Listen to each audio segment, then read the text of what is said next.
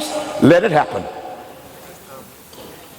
But I'm not afraid of the risk involved, because you weigh the risk and reward.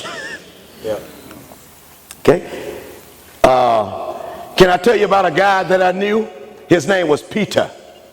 And Peter was a fisherman. And he and the fellas were one day out on a sea called Galilee.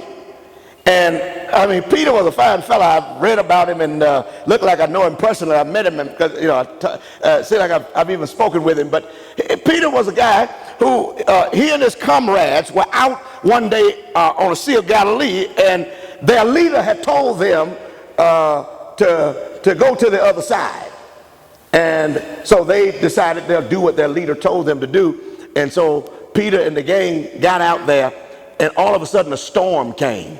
Wind started blowing, and thunder was crackling from the heavens, and it was tough out there. And they were rowing because their experience. These were seamen. Peter was a seaman. He was a fisherman. He was accustomed. He made his living on the waters. But that night a storm came, and boy, they were out there rowing and rowing and rowing and rowing, and it was just too much for them. Seemed like they were in the middle of where they were going. They were 10 kilometers over there. They were 5 miles in the middle. I mean, listen, it was pretty hard. And Peter and them were out there.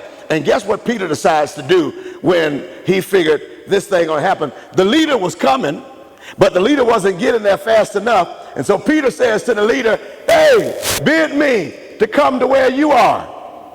Their leader was walking on water.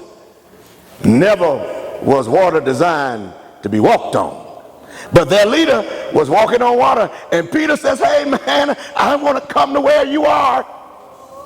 And can you imagine Peter's colleagues in the boat saying to themselves, "I ain't doing that. I'm not risking my life getting out there. I'd rather keep rowing than to start towing."